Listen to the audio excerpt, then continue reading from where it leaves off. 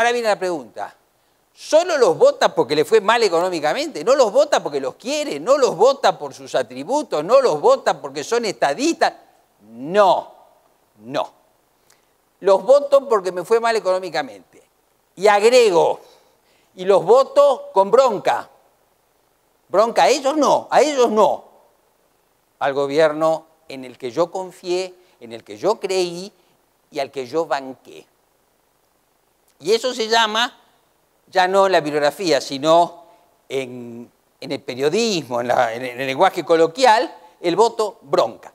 El voto bronca tiene un problema, como yo estoy explicando. No es un voto que se otorgue por los atributos positivos de aquel al que se vota, sino, como dije, por una suerte de despecho o de venganza con aquel que uno siente que lo traicionó o lo desilusionó. Y esto es importante, es importante. El triunfo de Alberto Fernández y de Cristina Fernández es completamente legítimo, pero no hay un fuerte vínculo de afecto, más allá de un 20% que está muy identificado. El resto votó por esta protesta, por este despecho, por esta frustración. ¿Y por qué digo esto? Porque mirando el escenario futuro, debemos pensar, por cierto, esta es una hipótesis, que la capacidad de bancar, que la capacidad de aguantar de esos votantes que se desplazaron va a ser baja, va a ser baja. Pensemos en una situación que enfrenta el gobierno que llega el 10 de diciembre. Fuertes expectativas de mejora económica, fuertes expectativas de mejora de ingresos. Te voto porque no puedo más, porque me están asfixiando. Pues espero que Carlos no me desmienta, porque a lo mejor si él tiene la solución, nos vamos con otro estado de ánimo. Esas demandas hay consenso de que no podrán ser respondidas al menos por una cantidad de tiempo, porque no hay caja, porque no hay dólares, porque hay deuda. Y entonces, y ahí viene la pregunta, ¿cómo hacen los líderes políticos para responder una demanda cuando no lo pueden cubrir?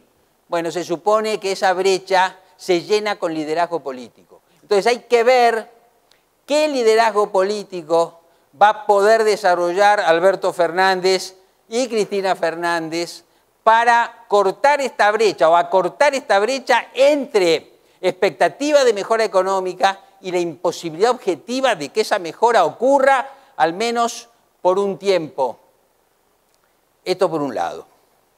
Por otro lado, y esto es un dato muy importante, que muestra también la dinámica política de la Argentina y cierta riqueza en el electorado argentino. Riqueza política, no riqueza material. Riqueza, si ustedes quieren, o fineza en la forma de elegir.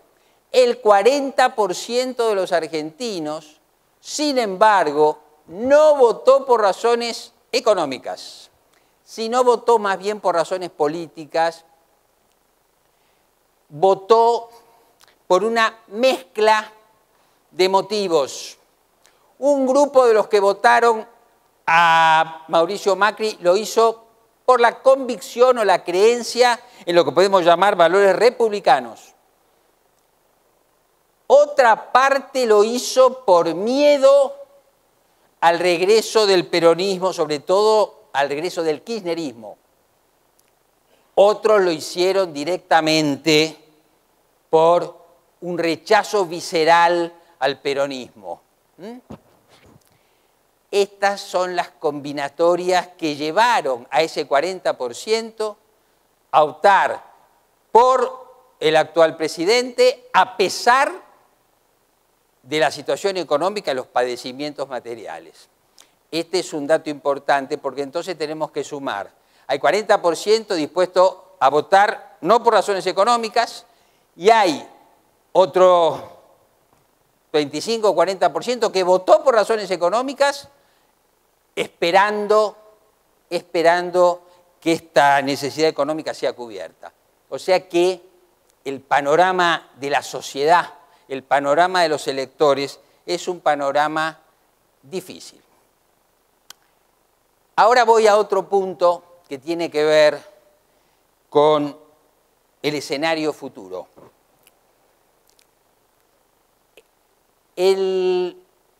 La fórmula ganadora, Alberto Fernández, Cristina Fernández, en mi análisis se origina en una decisión táctica que yo llamé brillante, y el día que dije eso, y lo dije en el canal de La Nación, casi me tengo que refugiar, porque dije, fue una decisión táctica brillante, y en el Zócalo pusieron, fue una decisión brillante a secas.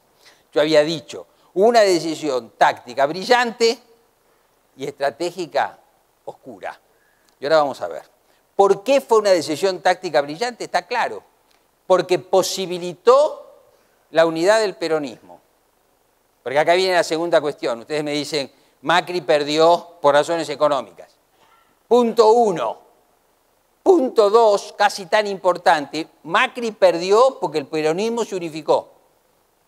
Y el peronismo se unificó porque Cristina Fernández tomó esa decisión táctica brillante. Me corro un poquito y entonces permito que gente que no se iba a sentar conmigo, por ejemplo, como Sergio Massa, se acomoden, por ejemplo, como ciertos gobernadores, por ejemplo, sindicalismo, etc.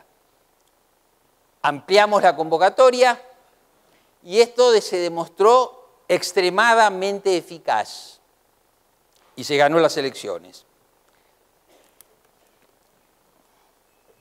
Un segundo. Ahora bien, vamos a examinar la parte oscura de esta decisión.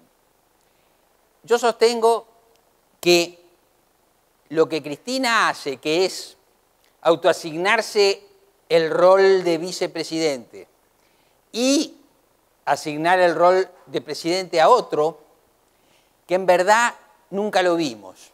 Es como el colectivo y la virome, es un invento argentino, no hay registro de una situación así. Hay registros de líderes políticos que en la imposibilidad nombran a un delegado, pero no un líder político, jefe de partido, que no teniendo impedimentos, nombra a otro en su lugar. Nombra además a un político que en ese momento no tenía votos, ahora sí los tiene, y que además había tenido con ella una amarga reyerta que se desarrolló durante muchos años. ¿Saben qué? Esa decisión contradice el sentido común de la política.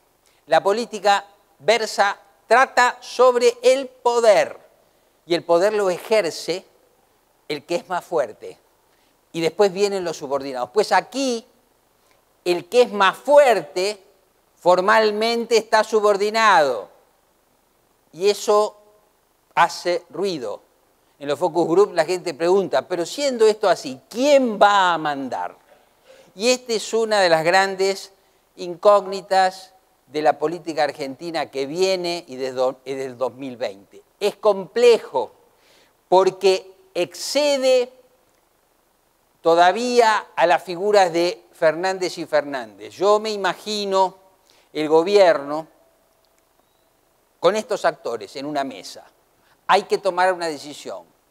El presidente Alberto Fernández, la vicepresidenta Cristina Fernández, su hijo Máximo, los sindicatos, Sergio Massa, los movimientos sociales, y como las obras de teatro y otros. Todo tiene que ser negociado, en realidad.